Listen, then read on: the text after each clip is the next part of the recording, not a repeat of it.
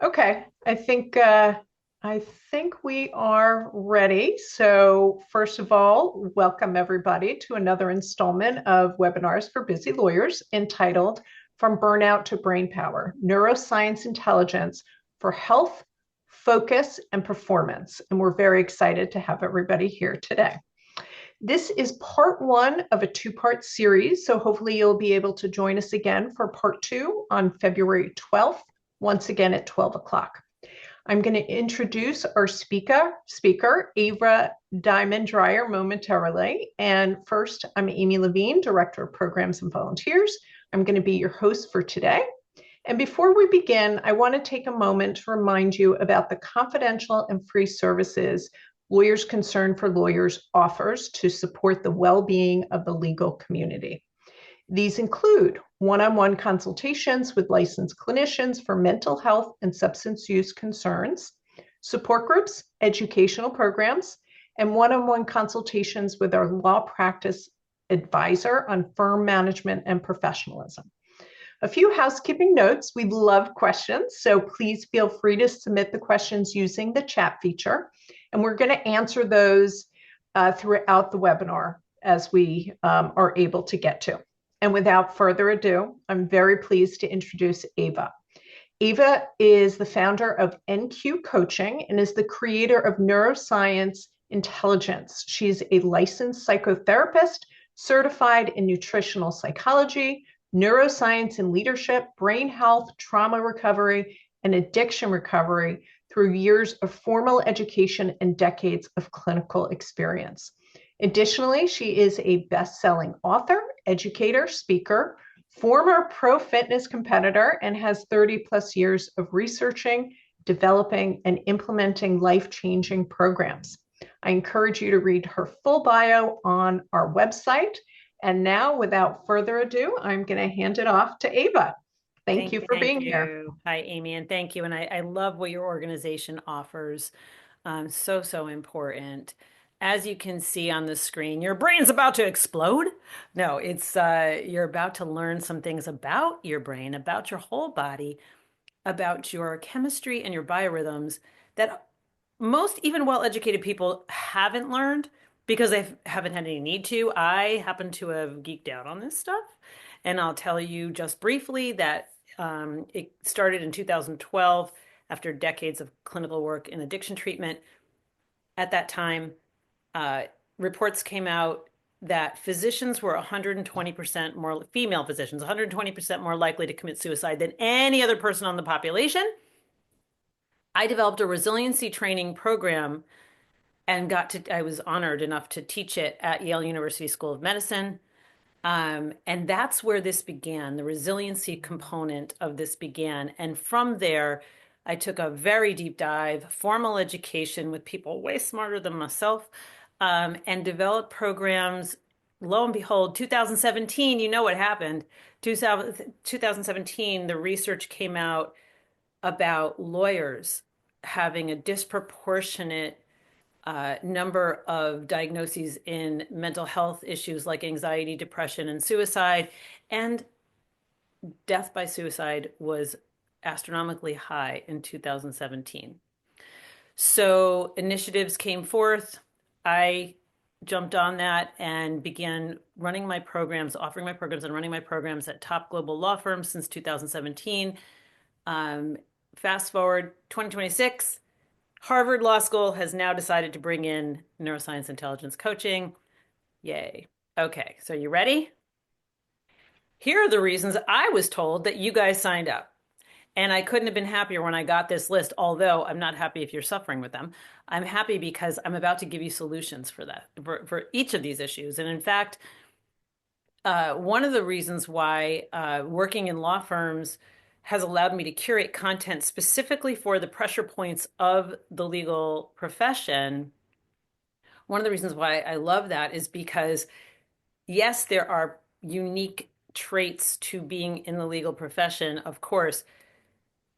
That said, everything that you see on this screen right now, Those are the same reasons why high pressured executives come to me, the same reasons why high pressured physicians come to me, because we live in this world where we haven't learned how to take care of our internal environment to manage the external environment of our careers. So I am going to, if here's the rule. The rule is that we're going to go through the different pillars of my program, and you get to, as we transition, you get to ask questions about what we just covered. And I want you to come back in a couple of weeks to the second part because you're going to have opportunities to say, "Hey, I tried this. It didn't work exactly the way I wanted to. What was I doing wrong?" etc. Okay? So, and I go deeper into certain strategies. So here we go. You ready? And yes, my hair is going to look like that later today because I get it cut and colored. Okay. Here we go. The neuroscience framework. There are four pillars to the strategies. Um, each pillar has approximately 25 to 35 strategies. Um, I promise you there are nothing fluffy involved here. It is all neuroscience based, and you will learn. The fluffiest thing is probably that word, thrivability, that I love, that I coined a while back. And it's because all of this, whether it's wellness or performance, they go hand in hand. It's how we thrive professionally and personally in our relationships and in our physical endeavors. So, neuroscience intelligence focuses on your chemistry and your biorhythms. You can see here, this is just like a neuroscience 101. We're going to look at cortisol, that stress chemical. We're going to look at dopamine, which is your motivation chemical, which gets flatlined when cortisol elevates up and stays up for a period of time. And serotonin is that peaceful, calm, and balance chemical in our brain. So, just so you know, chronic stress is the number one cause of more injuries and illnesses than any other condition that exists. And it's defined by 14 days of stress in a row.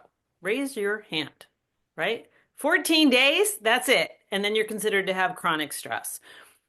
What happens to the brain when the cortisol goes up and stays up is that it throws your brain into safeguarding you. Our brain's primary job is to protect us. So it decides that you don't need certain areas of functioning. It puts all of its energy into protecting you. So certain types of creativity, certain things to remember, like your keys, where you put them, or names of people you're meeting with, certain brain functions start to shut down when the cortisol level goes up and stays up for 14 days or more. Sometimes it's a lot less than that. It depends the intensity of the cortisol level and the stressor. Dopamine gets flatlined, and that's when people start to feel unmotivated. And I have dopamine booster strategies for you.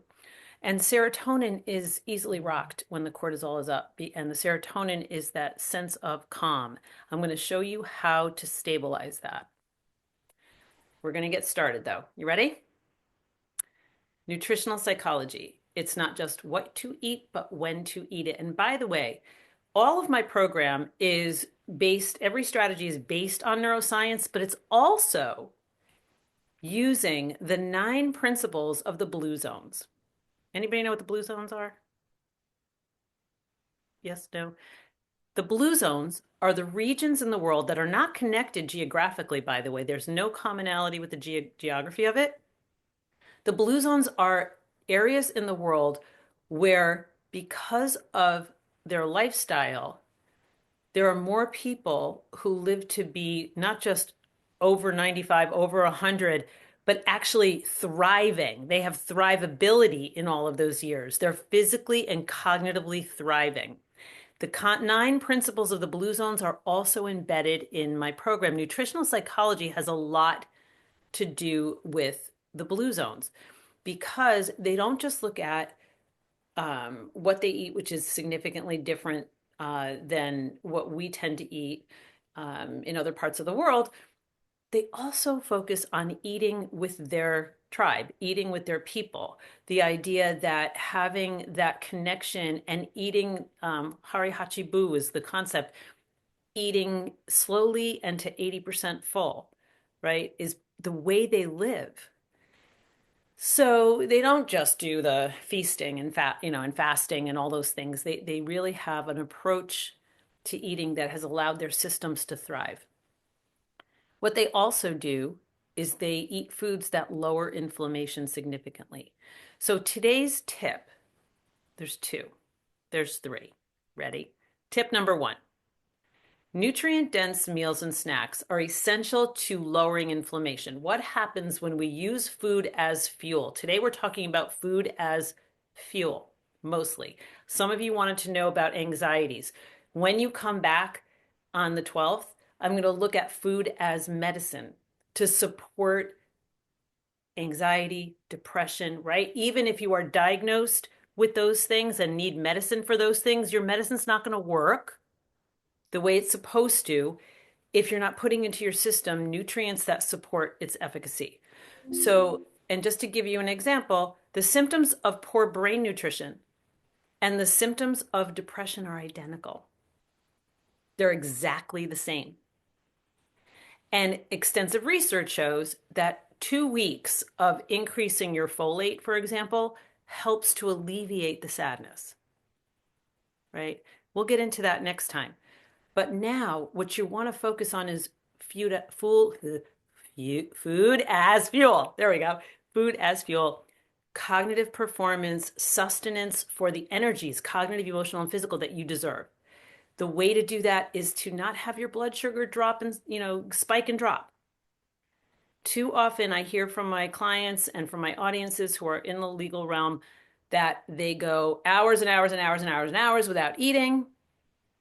Then they have their, quick fixes, and it's the worst thing for their cognitive performance, let alone their emotional stability. So it's a simple trick to have nutrient dense meals and snacks throughout the day to keep your blood sugar stable.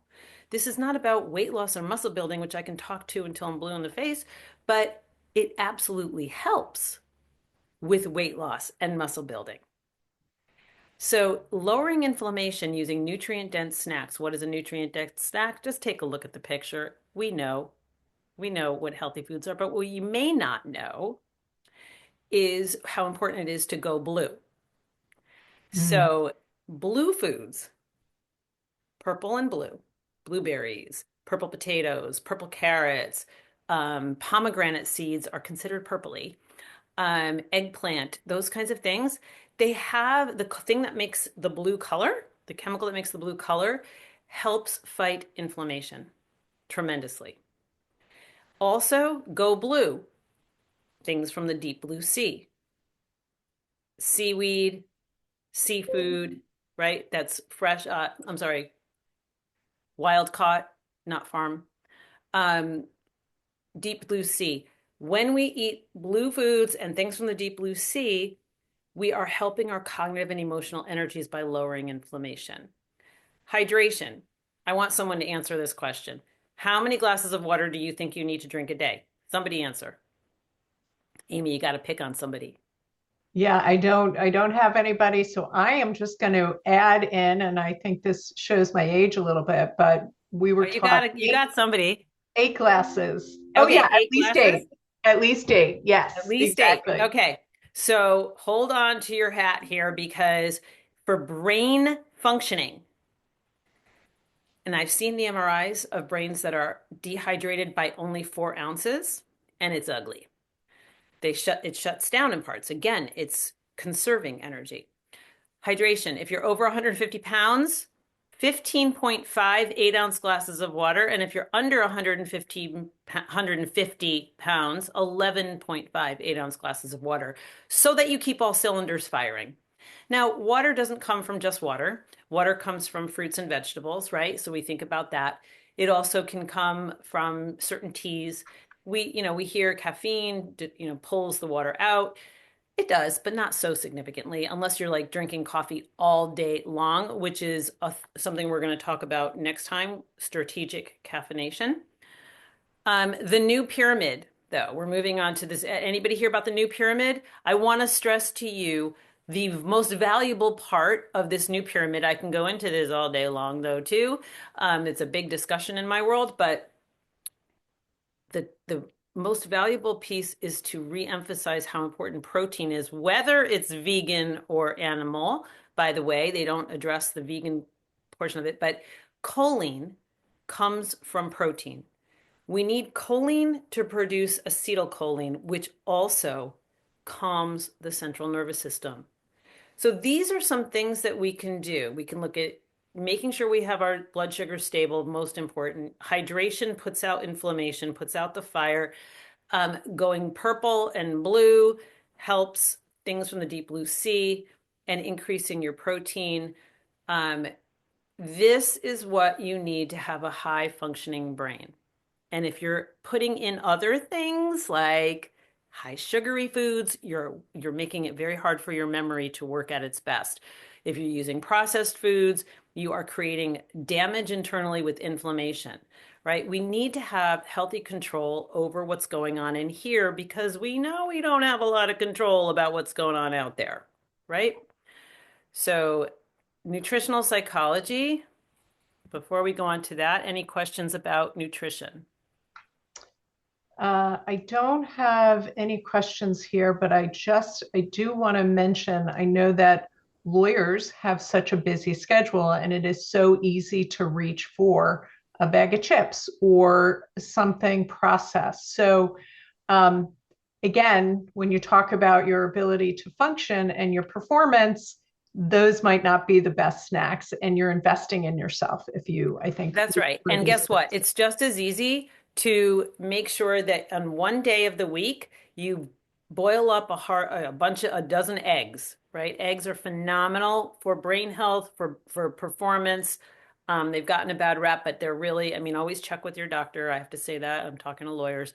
But eggs are a great thing that they're very packable. Sweet potatoes, you put in a microwave if you need to. I know microwaving maybe not so great, or you can bake them on a Sunday and have four of them for the week, five of them for the week, right? The whole week. Make sure that you don't think that anything that's labeled protein powder or protein bars, and remember, I was a fitness person. I know the good, the bad, and the ugly with that industry. Um, but processed protein does not assimilate into our system the same way. We don't digest it the same way. There are so many, I can easily give you packable snacks to make sure that you're stable. Those individual packs of oatmeal with those individual packs of nuts, right? Email me. I will give you ideas. Okay, that's my promise to you. Moving on to movement. Now, you just heard that I Can was, I'm just going to jump in. yeah. Somebody is asking related to food because I know we wanted to Mhm. answer those questions. What foods to avoid for cortisol? Well, so any food that increases your inflammation, let's think about what cortisol does. Cortisol is your fight or flight chemical.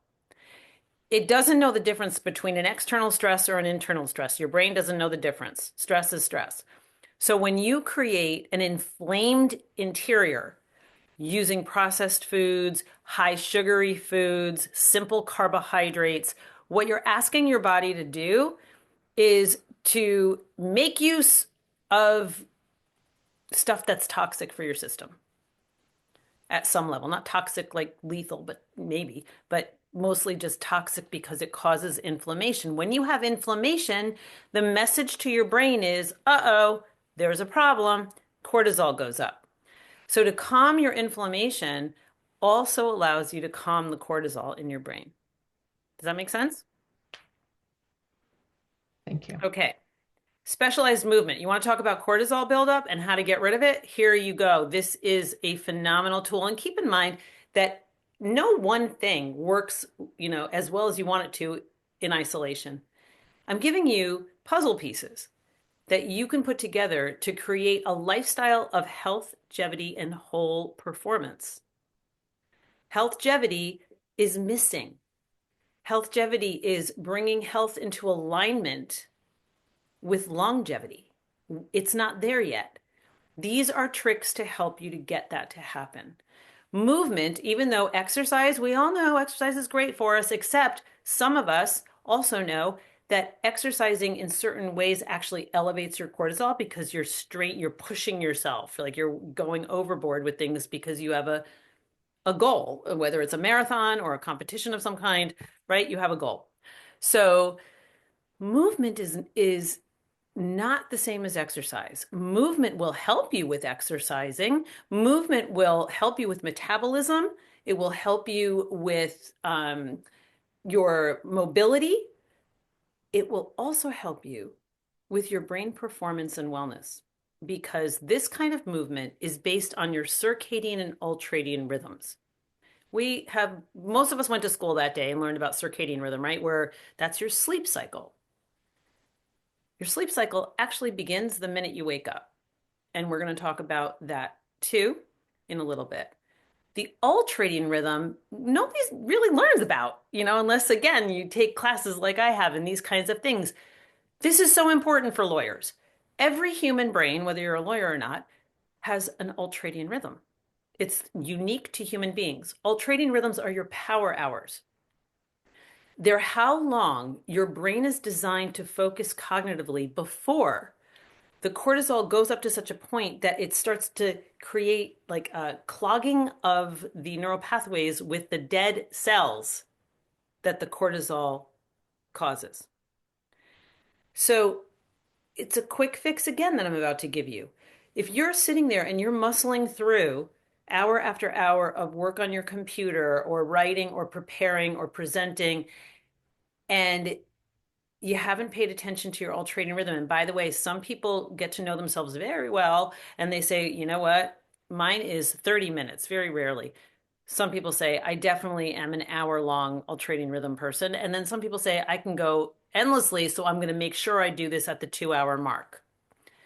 So ultradian rhythm is your power hours, and you're going to learn how to work with your power hours, with your ultradian rhythm. Ready? The 2-4-2 strategy.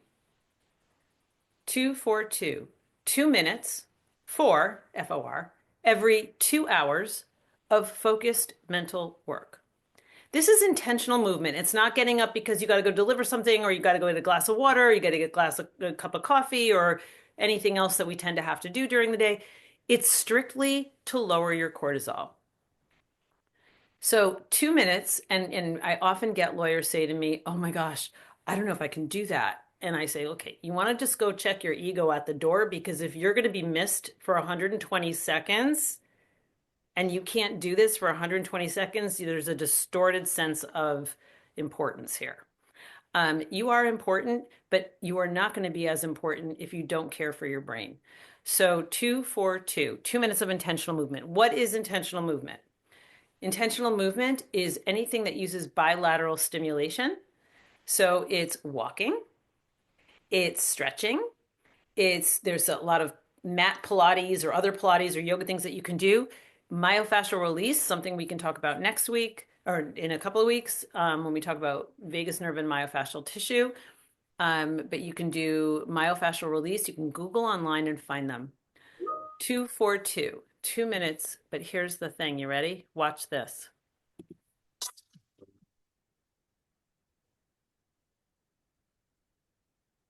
Okay. So if you didn't giggle a little bit, I always giggle when I see him, but even vicariously, we smile, right? I see Amy smile.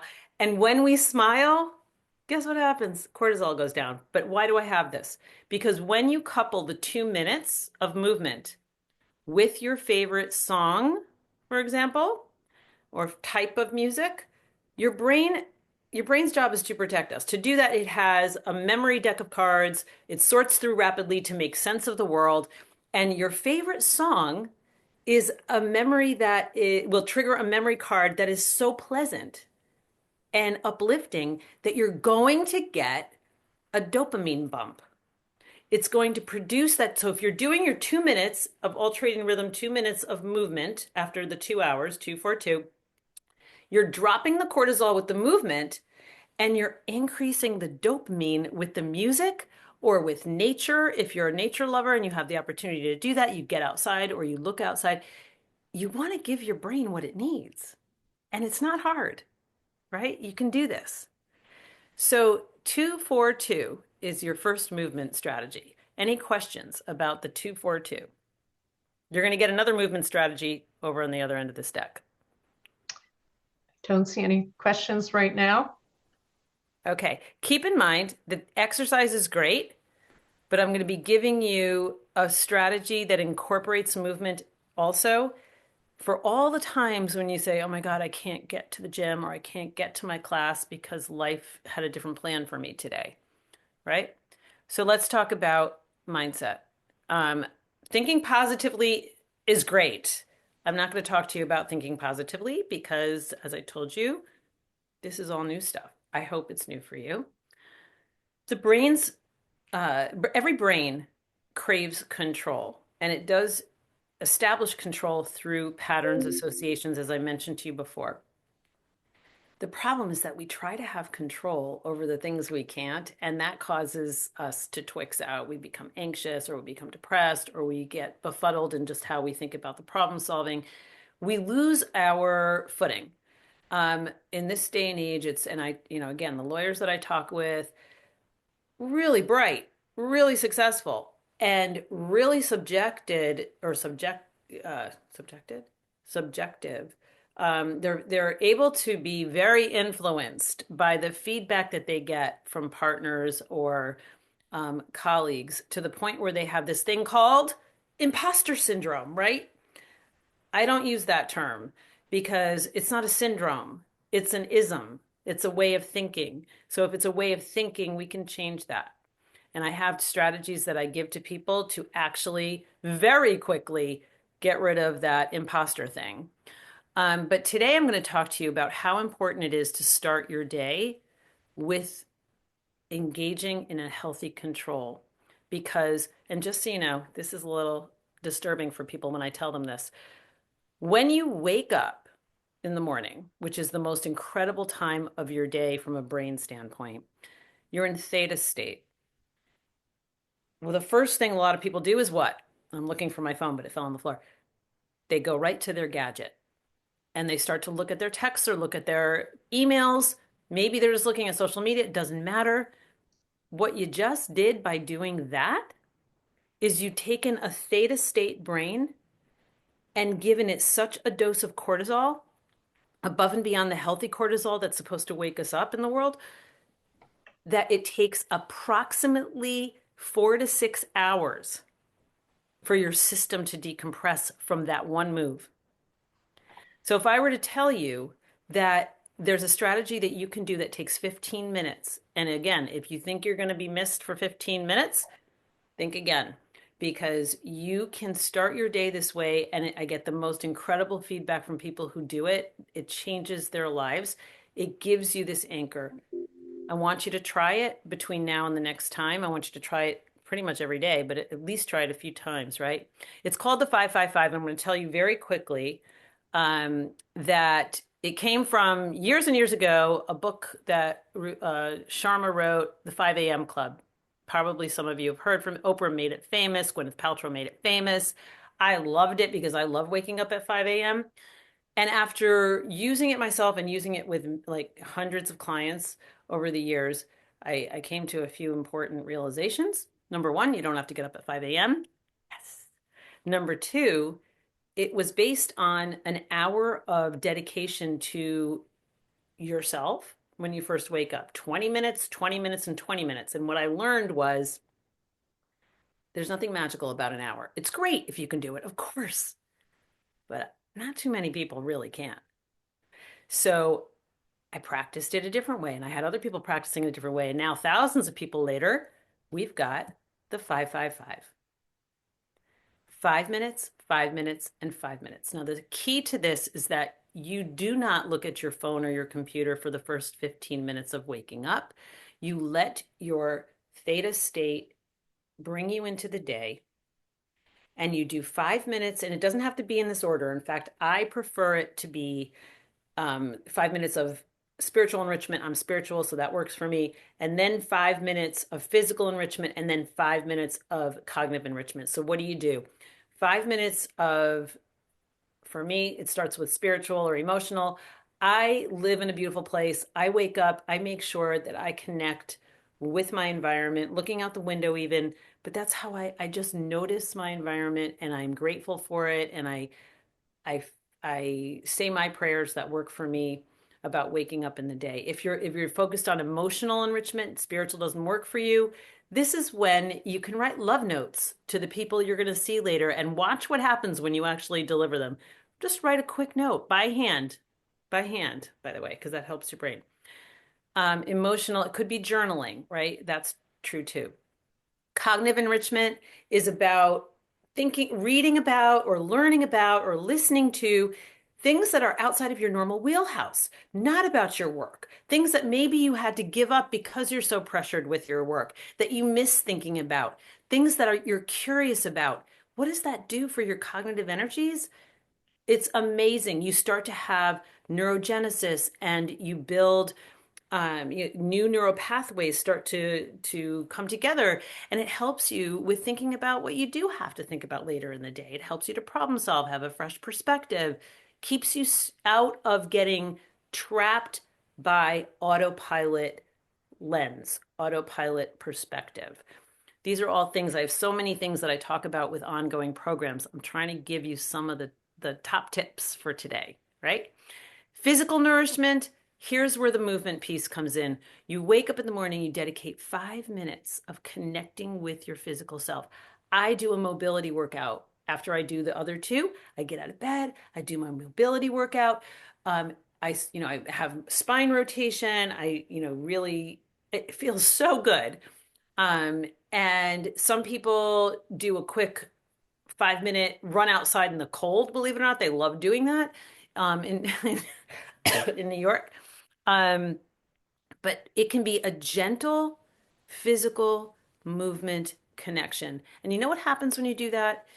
You generate dopamine. You allow your system to re-enter into the world in a way that it sends the message to your brain that you are connected and cared for.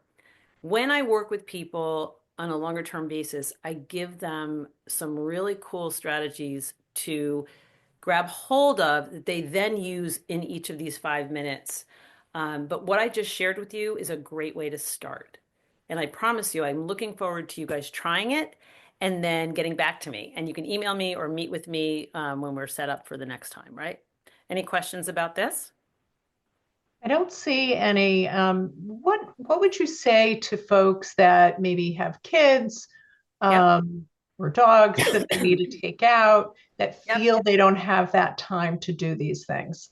Okay. So, number one, in terms of parenting, this is a great thing if your kids are of a certain age to get them started with, and you do it with them, right? It may not be as easy or fluid as when you're just on your own or have kids who are able to function on their own, of course. But you can do this as a way that your family starts. What a gift you would be giving to them if you got them to do this too. It lowers your cortisol. It prepares you to, when I give people the other parts of the strategies, it creates an alignment with what I call their core powers, and it gives them clarity and direction, confidence. Kids need that. Um, your dog, you wake up maybe 10 minutes early and they can wait 5 minutes for you, right? I have a dog too, and this doesn't interfere. And I've never had people tell me that it interferes. Of course, you could do your 5 minutes of movement walking your dog if you really need to, right? So we do have now a couple of more questions before we Sure. move on to the next section. Do you use a timer? And the other question is, can we do this in other measurements of time like 10, 10, and 10? Absolutely. You can even on days where you're whatever the reasons are, you can do it two, two, and two. The point is, you want to have a healthy control over how you enter into each day. It changes your whole dynamic with how you engage the rest of the day. I promise you this. If you can do it for more, go for it. It's great. It's fantastic. On days when I don't have get things scheduled, I do it for the full hour that the 5 a.m. club recommended. I was used to doing that most of my life, or my adult life. But yeah, you can. Five is kind of an easy way to understand 15 minutes how you start your day, and it's effective. it's the most effective. Less than 5 is less effective, but you still have the healthy control. More is fabulous. Good. And do you use a timer? Is that Oh, maybe timer? adulting? No, No. Okay. I get a sense of it, right? You'll get a sense of it. If you want to use a timer, you can. But I think that using a timer in my mind would would be too regimented, right? I think that for me, the way I live, I would want to, I have a sense of, I have a good sense of time. So maybe that's the difference. Like I'm very either early or on time. That's just my nature. So 5 minutes, I know about what that is. And I've been doing it for a long time. So if you want to use a timer, you can, if it fits for you. One more question. Yep. I just noticed. What if your meditation exercise app is on your phone? That's a What do great you think? question. So if you're just clicking an app, that's if you have the discipline to just click your app and not peek at your texts or peek at your email before you click the app.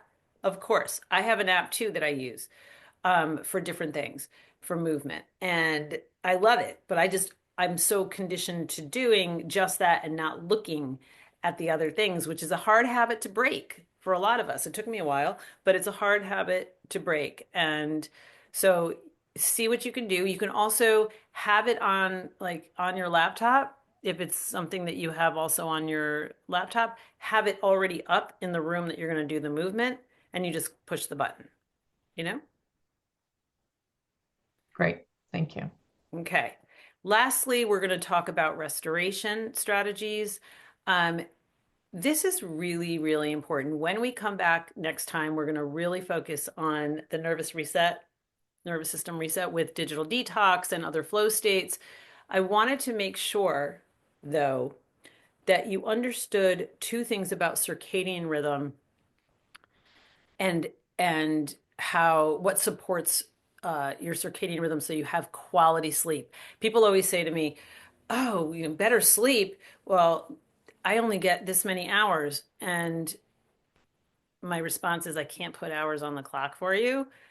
Over time, I can help you to learn how to manage your tasks and your time differently so that you get more hours, which are important. But even more important than hours is the quality of sleep. Because we all know that if we only get 6 hours or 5 hours or something like that, and though we're tossing and turning, our mind is whirling, we get up in the night and it's hard to go back to sleep, that's not quality sleep. It doesn't restore what it needs to restore. And it's the most important factor for longevity, right? So we're talking about healthgevity, longevity, looking at the quality of restoration in your life. Okay, so sleep scaffolding. I mentioned before that sleep cycle, circadian rhythm actually begins the moment you wake up. And in our world, for a very long time now, we have not lived by the sun, right? And you can find all kinds of research and cool podcasts that talk about the importance of sunlight and how it helps us to get into rhythm with ourselves and keep our rhythms the way they need to be. So, sleep scaffolding starts in the morning. It starts with the 555 routine because when you wake up and you don't automatically slip into, force yourself into that stress mode, you are honoring the last part of your circadian rhythm. Your theta, you're waking up, allowing yourself to wake up in a healthy way. The other part, though, is strategic sunlight. And so in the morning, the eyes are the only organs that directly connect to that brain of ours. And in the morning, if you can look in the direction of the sun, not staring at the sun, right? But the direction of the sun, blinking, of course, and preferably not through a window and not through sunglasses, but and always check with your doctor. There's my caveat. But when you do that, 7 minutes in the morning and 7 minutes in the late afternoon, you are helping your circadian rhythm to be on track. So when you can do strategic sunlight, it becomes incredibly helpful. The other part of restoration for today that I want to give to you, though, is how do you actually have a sensory decompression routine? Everybody that I talk to always says, yeah, well, when I go to these stress management programs, they say to me, I have to stay off my computer for at least an hour before I go to bed, right? Stay off my phone, stay off my. Nobody does that. Nobody does that, right? Okay, thank you for letting us know that that's the healthiest way to be, but is it realistic? So, in terms of practicality and effective impact to allow yourself to go to sleep, you know how many books there are in Barnes and Noble in the sleep section for parents to teach their children how to go to sleep. There's a gazillion of them, but there's one common denominator in pretty much all of them, which is routine. So if you don't have an hour to get off of electronics and stay away from, by the way, Netflix, even screens, any screen looking before you go to sleep, if you can't somehow get rid of that for a full hour before you go to bed, then spend 15 minutes, magic number again, of doing a sensory decompression routine before you want to go to sleep.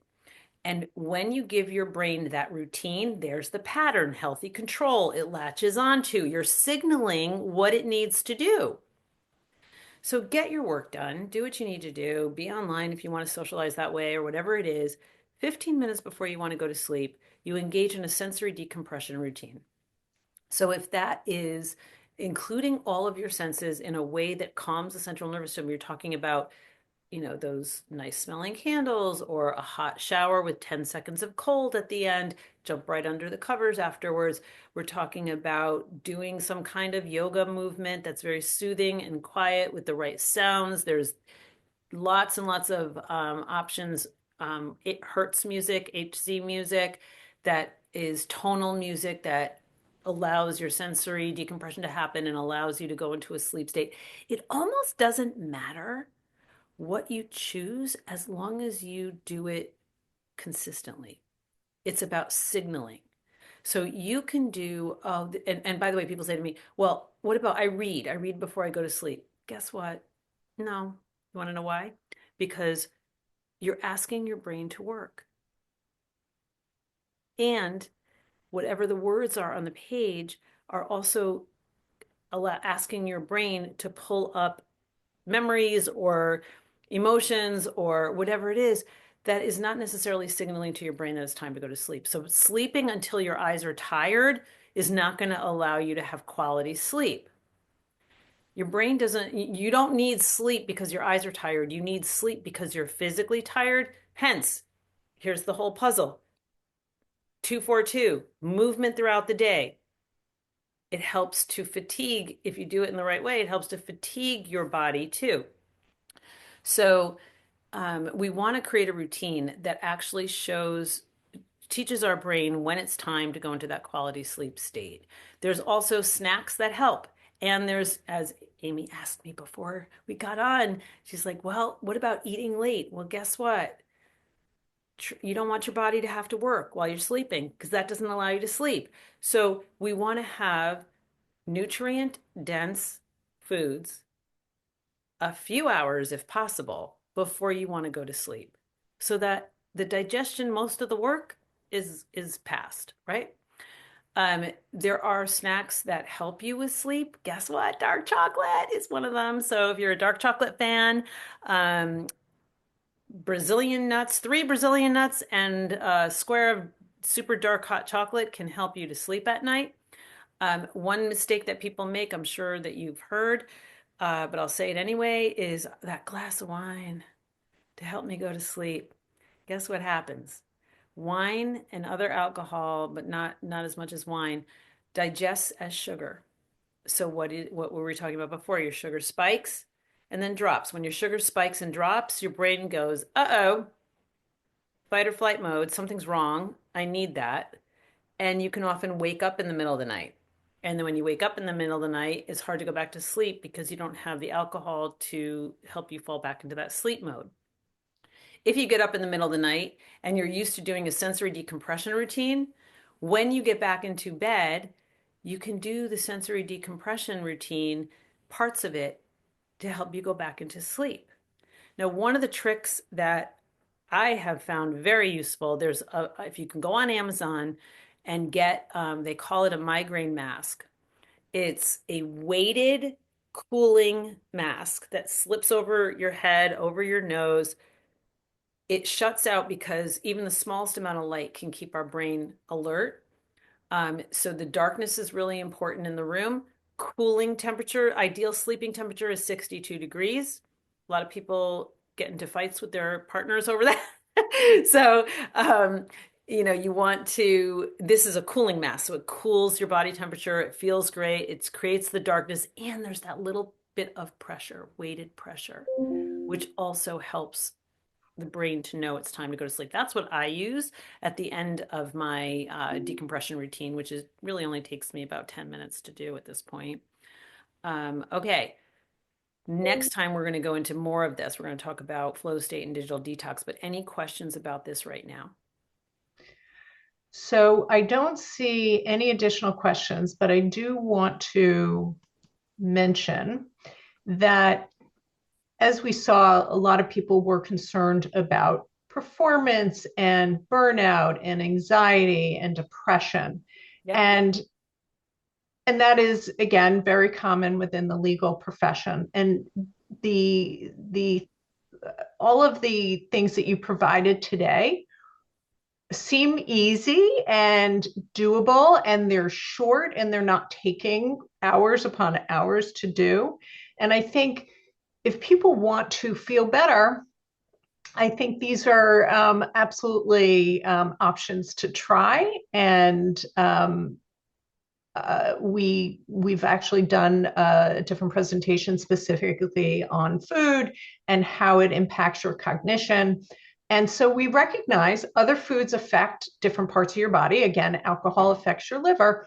Why not your brain? It is an organ. And so I think, again, these are very helpful tools, easy to do for the most part, and short and don't require, again, hours of Right. being at the gym or something along those lines. So again, I find it extremely helpful, and hopefully people can do it and see if it has an impact. So Um, let's just talk about what burnout is, though, really yeah. fast. What is burnout? Burnout is the label for symptoms related to a taxed brain. When your brain is taxed, meaning you're not taking care of it, you're not giving it a reprieve, the restoration, we're not giving it the nutrients that it needs to have the cognitive, emotional, and physical energies that you need, it starts to flatline. Burnout is the dopamine flatlining. It's the cortisol ruling your amygdala. So when you eat certain foods, and we're going to talk about food as thy medicine next time, but it's when you eat certain foods, you actually choline loaded foods, for example, um, you give your frontal lobe what it needs to, and your frontal lobe is where the judgment centers are, to flourish. Simultaneously, your heart rate goes down. This is one big working mechanism. It's all interrelated parts, right? Your heart rate goes down, your breath eases. You send the message to your amygdala, the fight or flight center, you don't need anything right now, right? You don't need it to go into fight or flight mode. So when you talk about burnout, what you're really saying is your amygdala has taken over. Everything that you learned today, as simple and almost commonsensical as it sounds, will help you to keep your amygdala in check. It will prevent or remediate the symptoms of burnout. And when we come back next time, you're going to specifically learn about ways to elevate depressed mood, ways to calm anxiety, because those are also symptoms of burnout. They can be, on their own, but they're symptoms of burnout. And we label things very quickly. I try to stay away from diagnostic labels so that people understand that this is just the way the human system operates, and we can work with it and adjust it with movement, foods, and restoration. Well, thank you again. There were a couple of things that also struck me. What you had mentioned earlier was about music and even laughter, smiling. And I think those are other stress relievers. And so we did have a couple of presentations on humor and music. And again, great options. So easy to laugh.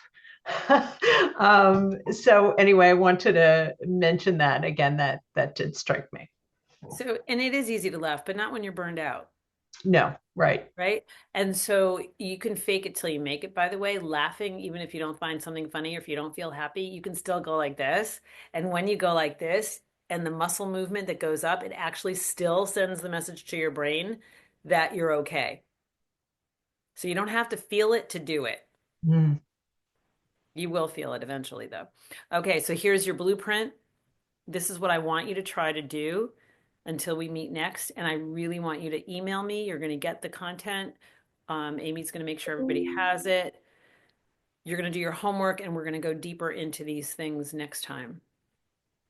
And yes, so please email those questions. You can email those directly to me, Amy at lclma.org, and I will make sure that I pass those along to Ava so she can address. And also, if you are going to participate in part two, we do have a link to sign up for that. So you'll get a new Zoom link to join. So hopefully you will be joining us again February 12th. Let's see, we do have a couple of comments, questions. Thank you, extremely helpful. And then somebody asked, will you send everyone the slides or just people who email you? No, everybody will get the slides. After this recording or presentation is done, you will receive the presentation emailed to you, and then we will also include the slides. Again, we have a few thank yous. And again, I know people are struggling out there. And I think these are, again, great tips to help them. Again, lots of thank yous. People are really appreciating this presentation. Hey, you know what? Just let them know. You can also find me on LinkedIn, and I post a lot of blog-like posts that give you more information. So you can find me there. You can connect with me on my website, but I really just want you to get more information, and that's a good place to I repost other people's works too, so you really get a good idea of why this is so important and how to bring it into your own life. And also, I'll mention if you want to share your email address, if people want to email you directly, maybe they have questions, follow-up Yep. questions, or they want to comment for the next session. We have your email there, Ava at brainoptimize.com. Again, your website, nqcoaching.com. And again, to view your LinkedIn profile, it is right there. So again, great information. We are all looking for better performance, ways to improve our mood and reduce anxiety. So again, lots of thank yous that are coming in. This was wonderful. Looking forward to part two. That's great. I am as well. And so, any other questions before we end the session? Again, lots of other great questions, and maybe I'll just ask this really quickly. So, I personally drink 6 glasses of water. I try to get more. How bad is that, or how Okay, so I really did detrimental? see MRIs frequently. I've seen in my studies of brains that are 4 ounces shy of what they need. They go dark, they go dormant in parts. So you decide, is it important to have all cylinders firing? I think so. Do you adjust? You don't have to run to the bathroom as frequently, by the way, once you get used to drinking that much water. And again, not, it comes from fruits and vegetables too. I eat a lot of fruit. I eat a lot of vegetables. So you don't have to have it all in a glass. The vegetables are really important with the folate, right? As we talked about before. So it's a good way to get water and folate, right? In that way. Um, but just another quick little tip because you're talking about fruit and this is how it's also interrelated. Research shows 2 kiwi a day can lift depression, can help to live in clinical depression. Maybe it needs medicine too. 2 kiwi a day has proven to elevate mood when you have sadness, and even depression, clinical depression. It helps with the medicine. So if you're struggling with that, add a little kiwi. So it takes effort, I think, up front when I just think about the nutrition and the dense snacks and nutritional food. It's a little effort, right, to prepare in advance, but it sounds like it's worth it. And Yeah, one of the things I think we need to talk about law firms who, again, offer the easy snacks that if they want a better performer, that's right. um, that maybe offering other options, I think, is going to be helpful to them. And again, getting the best performance out of their worker. I've actually worked with firms in creating a nutritional psychology menu of options. So it's been a lot of fun doing that and seeing the difference in how people feel, not only physically and cognitively, but also emotionally. They feel cared for by their firm. Yes, yes. Okay, somebody else to ask, was this recorded so we can watch again? Absolutely. The recording will be emailed to you in just a few moments after we complete the presentation. It will also be posted on our website in just a day or two, and you will also receive the slides. And I Okay, invite you to email me with any questions or comments along the way. I love getting mail. Not in the first excellent. 15 minutes of my day, but after that. That's right. That's right. Well, thank you, Ava, so much. We look forward to seeing you again in just a few weeks. Yep, And thank you all for joining us. And enjoy the rest of the day. And hopefully, you have some good meals and snacks and time prepared for yourself for today. fabulous. Thank you.